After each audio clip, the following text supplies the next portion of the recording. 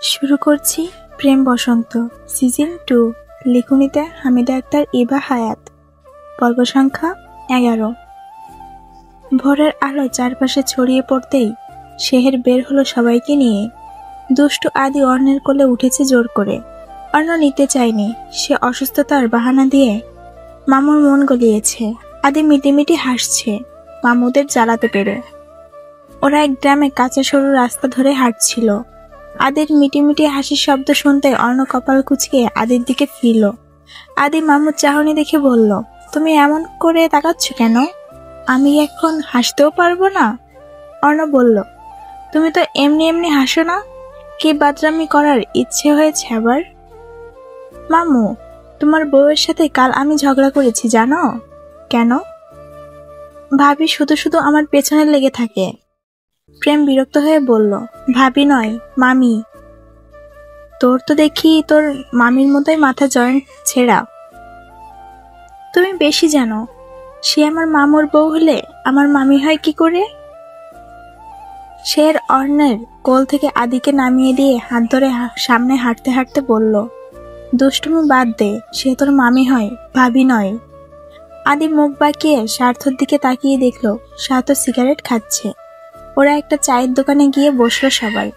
স্বার্থ সিগারেট খাচ্ছে দেখে আদি তীক্ষ্ণ দৃষ্টি মেলে তাকিয়েছিল। স্বার্থ ভ্রু কুচকে বলল, খাবি নাকি? আদি ঘন ঘন মাথা নাড়াই। শেহের ধমক দিয়ে বলে, তুই কি ভালো হবি স্বার্থ? স্বার্থ শেহেরকে পাত্তা না দিয়ে সিগারেট দূরে ফেলে দিল। আদি দৌড়ে গিয়ে সিগারেট তুলে নিতেই আইমান ছুটে গিয়ে হাত থেকে সিগারেটের টুকরোটা ফেলে দিয়ে ধমকে উঠল, থাপ্পড় চিনিস? আদি ঠোঁট উল্টে বলল, বড় মামু তো খাই, আমি একটু খাই। অন্য বিব্রত হয়ে এগিয়ে এলো, হাঁটু মুড়ে আদির সামনে বসে বলল, আমি খাই বলে তোমারও খেতে হবে? আমি খাই বলে তোমারও খেতে হবে? আদি ভাব নিয়ে দাঁড়াই, ঠোঁট বাঁকিয়ে বলে, তোমার বউ বলেছে আমাকে নাকি মিনি অর্ণ চৌধুরীর মতো লাগে। এখন তোমার মতো না হলে মিনি হলাম কি করে? কে বলেছে? তোমার পুতুল বউ। আমার পুতুল বউকে? ওই যে যার মাথায় সমস্যা। অর্ণ আশ্চর্য হয়ে বলল, কার মাথায় সমস্যা? তোমার পুতুল বউয়ের? আমার পুতুল বউ কে? যার মাথায় সমস্যা? অর্ণ বিরক্ত হয়ে উঠে দাঁড়ালো। বিছুটা প্রচন্ড বেশি জ্বালায়। আইমান আদির মাথায় হালকা চাপ্পড় মেরে বলল, তুই আর মানুষ হলি না আদি? মামিকে কেউ এসব বলে? সে তোর বড় মামি হয়। আদি বলল, সে নিজেই তো বলে তার নাকি মাথায় সমস্যা। প্রেম পেছন থেকে গলা চড়া করে বলল, মাথায় সমস্যা আছে এটা সত্যি কথা। ভাবির জন্য এখন আদির 4টে চড় খাওয়া শেষ আমার। ভাবির জন্য এখন অবধি আমার 4টে চড় খাওয়া শেষ। অন্য চোখ গরম করে তাকালো। প্রেম মুখ বাঁকিয়ে দৃষ্টি ফেরালো। জয়াকে ঘিরে বসে আছে নিশা, নিধি, নুসরাত, কিছু আত্মীয় ভাইদের বউ আর কায়নাত। জয়া সকাল সকাল বিরক্ত হলো সবাইকে দেখে। সে মুখ কালো করে বলল, কি সমস্যা? সবাই আমার দিকে অমন করে তাকিয়ে আছো কেন? নিশা বলল, কাল রাতে কি হলো আমাদেরও বলো। নিধি নাক ছিটকে উঠে দাঁড়ালো। আর যাই হোক, আপন ভাইয়ের বউ জয়া, সে লজ্জায় সেখান থেকে প্রস্থান করলে কায়নাত আগ্রহ নিয়ে প্রশ্ন করে, কি হয়েছে কাল? জয়া মুখ ভার করে বলল, কি হবে? একজন সম্পর্কে ভাবি হয়। সে ঠাট্টা করে বলল, নাটক কম কর ননদিনী, সোহাগ রাতে সোহাগ পাওনি? জয়া মুচকি হেসে মাথা নাড়িয়ে বলল, সোহাগের সাগরে ভেসেছি ভাবি, জামা যে এত সোহাগ করতে পারে সেটা আমার আগে জানা ছিল না। ভাবি বললেন, সে কথা তো আমরাও জানি, হয়েছে কি সেটা বলো না। এসব বলা যায়? কেন যাবে না? জয়া বিরক্তিতে চোখ মুখ কুচকে ফেলল। তার তো পিছন ছাড়ছে না। এখন কি নিজের ইজ্জত খেয়ে বলতে হবে বাসর রাতে জামাই কান ধরিয়ে উঠবাস করিয়েছে? কায়নাত ভাবিকে থামিয়ে দিল। সবাইকে উদ্দেশ্য করে বলল, অনেক হয়েছে ভাবি, ওদের পার্সোনাল ব্যাপার ওদের মধ্যেই থাকুক, আপনারা সবাই নিচে খেতে যান, আমি ওকে নিয়ে আসছি। সত্যি এবার সবাই ঘর থেকে বেরিয়ে গেল। নিশা যাওয়ার আগে ঠোঁট টিপে ফিস ফিস করে বলল, এখন ছাড়ছি বলে ভেবো না, ছেড়ে দিচ্ছি, তোমার সাথে পরে দেখা হচ্ছে।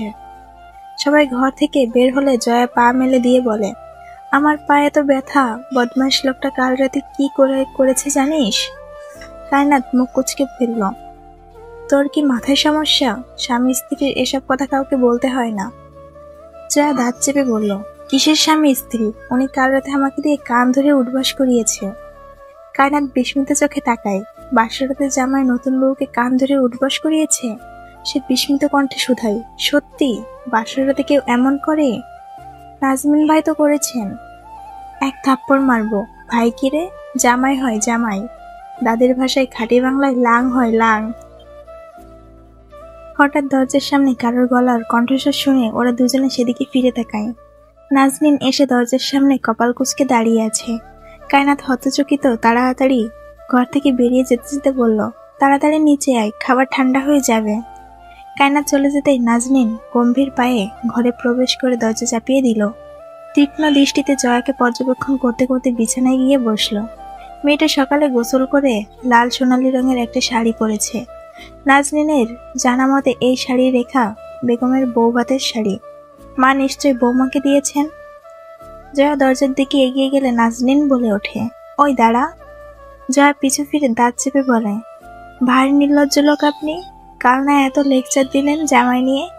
বলি বিয়ে করা বউকে কেউ তুই করে সম্বোধন করে? লজ্জা করে না আপনার? তাহলে কি বলে ডাকবো?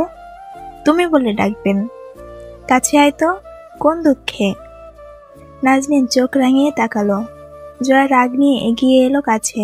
নাজনীন পাঞ্জাবির হাতা গুটাতে গুটাতে বলল, আমার আম্মা কখনো বাবার সাথে গলা তুলে কথা বলেনি, দাদিও তাই। তাহলে তুই এমন চুন্নির মতো হয়েছিস কেন? আমার সাথে এভাবে গলা তুলে কথা বলার সাহস হয় কি করে? জয়া চোখ ছোট ছোট করে নাজনীনের কাণ্ডগুলো দেখে। লোকটা পাঞ্জাবির হাতা গুটাচ্ছে। সে পরিস্থিতি কিছু একটা আন্দাজ করতে পেরে শাড়ি কুচি ভালো করে চেপে ধরে নাজনীন হঠাৎ বিছানা থেকে উঠে দাঁড়ালে জয়া দরজার দিকে দৌড়ে গিয়ে চিৎকার করে বলে, ও মা, নাজনীন ভাই আমাকে মেরে ফেললো। বলতে বলতে ছুটে গেল বাইরে। নাজনীন হাতে জুতা নিয়ে ছুটল তার পিছু। সিঁড়ি দিয়ে শব্দহীন সোনালি রঙা নূপুর পায়ে দৌড়ে নামছে নববধূ, আর পিছু ছুটছে তারই স্বামী। ডাইনিং টেবিলে ও নিচে বাড়ি ভর্তি মানুষের জন্য খাবারের আয়োজন চলছিল। সাত সকালে নতুন জামাই বউর এমন কাণ্ড দেখে সবাই হতভম্ব। রেখা বেগম বাকরুদ্ধ হয়ে ছেলেকে এভাবে ছুটতে দেখে জয়ার লম্বা আঁচল মাটি ছুঁয়ে বহুক্ষণ আগে তার ভেজা চুল চোখ মুছে ছড়িয়ে ছিটিয়ে আছে। এই মুহূর্তে সে হাঁপাতে হাঁপাতে শাশুড়ির পেছনে গিয়ে লুকালো। নালিশ করে বলল, দেখো বড় আম্মা, দেখো তোমার ছেলে আমায় এই সাত সকালে মারার জন্য কিভাবে ছুটছে। নাজনীন দাঁত চেপে বলল, তুমি জানো আম্মা ও কি করেছে? লতা বেগম বললেন, কি করেছে? আপনার মেয়ে আমার মুখে মুখে কথা বলে, তুই তুকারিও করে। যার হতবাক নাজনীনের কথায়। লতা বেগম মেয়ের দিকে চোখ রাঙিয়ে তাকালেন। রেখা বেগম জয়ার কান চেপে ধরে বললেন, এত বড় সাহস, জামাইকে তুই তুকারি করিস, আবার আমার কাছে নালিশও দেওয়া হচ্ছে। নাজনীন এগিয়ে এসে মায়ের থেকে ওকে ছাড়িয়ে নিয়ে নিজেই ওর কান চেপে ধরল। কায়নাত দূর থেকে হতবাক হয়ে ভাসুরের কাণ্ড দেখছে। এমন করে অর্ণ যদি সবার সামনে তার কান চেপে ধরে তাহলে তার ইজ্জত থাকবে?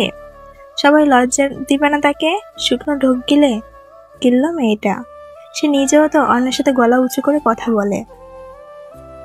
রেখা বেগম দীর্ঘশ্বাস ফেলে জয়াকে নিয়ে কাছে টেনে নিয়ে বললেন, হয়েছে, থাম তোরা।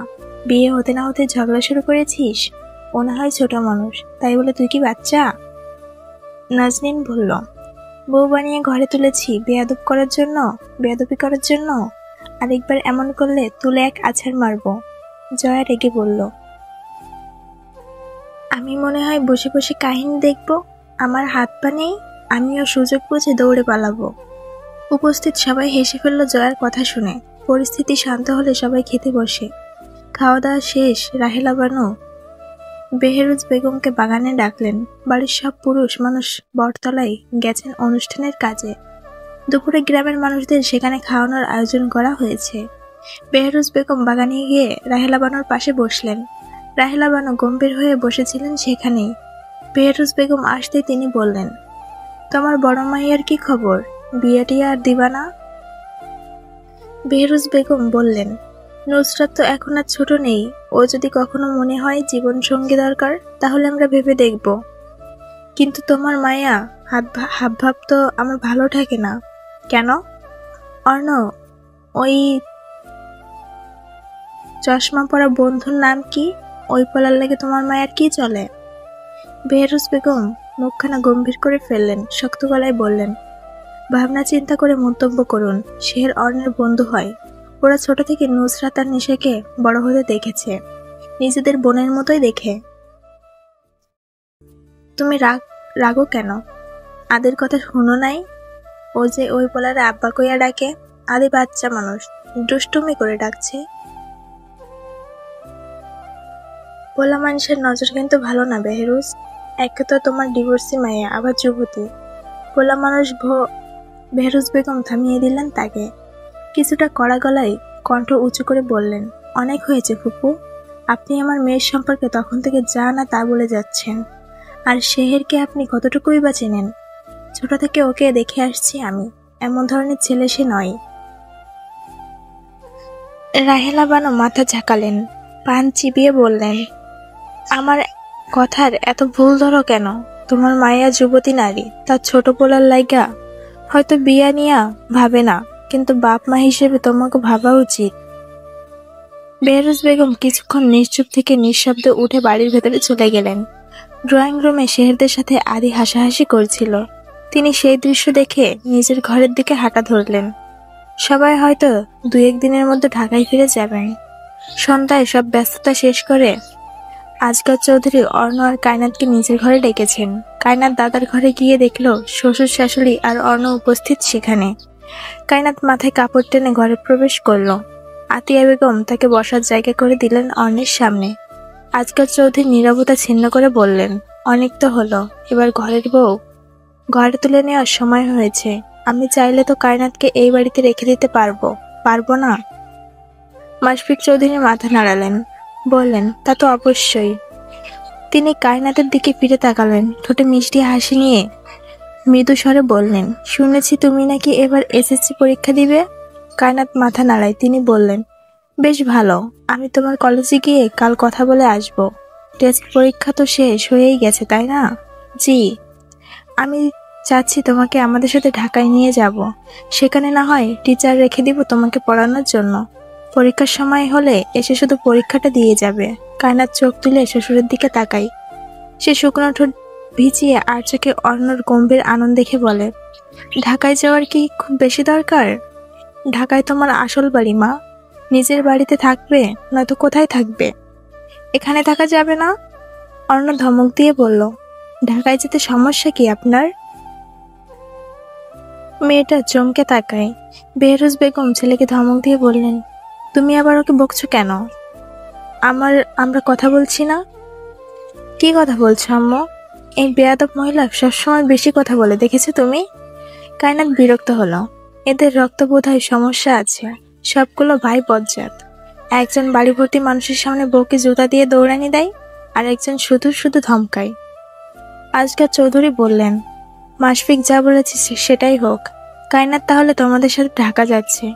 অর্ণ উঠে দাঁড়ালো, কায়নাতকে দেখে বলল, যাবে ভালো কথা, তাই বলে সেখানে গিয়ে বাদরামি যেন না করে। সে ঘর থেকে বেরিয়ে গেল। কায়নাত মুখ বাঁকিয়ে বিড়বিড় করলো কিছুক্ষণ। সে নিজেও বের হলো ঘর থেকে।